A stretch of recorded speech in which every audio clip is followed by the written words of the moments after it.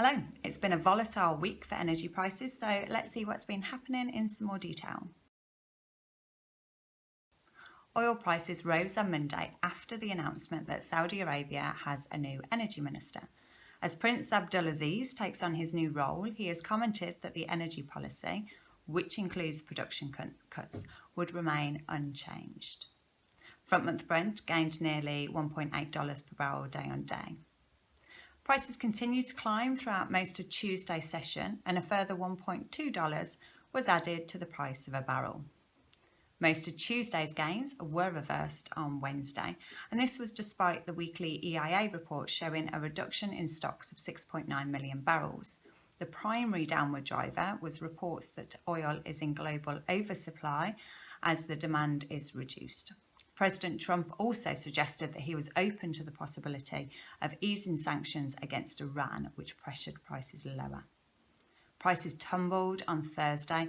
Front-month Brent lost nearly $3 per barrel day on day and settled below the $60 per barrel mark, with a number of factors behind the price move. Media reports of an interim trade deal between the US and China were quashed.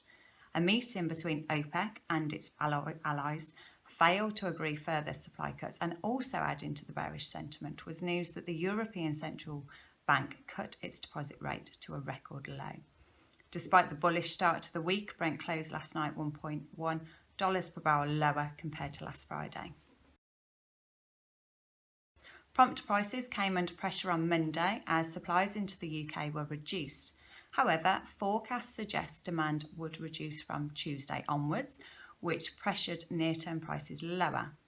Curve contracts, however, took their upward direction from rising oil.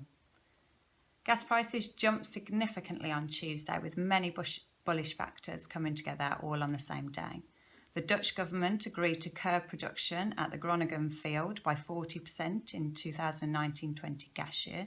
The European Court of Justice ruled to limit Gazprom's exclusive access to Germany's Opal pipeline, and EDF announced it had found problems with the weldings and other components in some of its nuclear reactor units.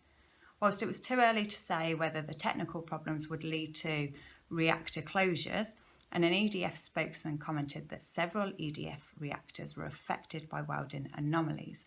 As a result of the news, Winter 19 contracts gained over 6 pence per therm, around 20% day on day. Longer dated contracts took direction from the near term, although most contracts gained between 2 and 3 pence per therm. After Tuesday's volatile session, most contracts eased on Wednesday, although not to the same extent as the previous day's gains. Thursday's session was mixed. Near-term contracts posted gains, whilst curve contracts closed lower, taking their direction from falling oil. Last night, all gas contracts closed higher compared to last Friday. October 19 was up 5.5 pence per therm, whilst Winter 20 was up 1.25 pence per therm. Power prices rose on Monday thanks to lower wind generation and bullish trading on wider commodities. The news about potential problems with weldings in some of EDF's nuclear reactor units raised questions over European energy supply. Prices spiked on Tuesday, in line with the movement seen on gas.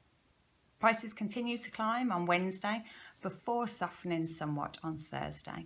But last night, all curve contracts closed higher than last Friday. Winter 19 climbed £4.65 per megawatt hour, and Summer 20 gained £2.8 per megawatt hour. You can download the full version of this report from our website. So thanks for watching, and we'll see you next week.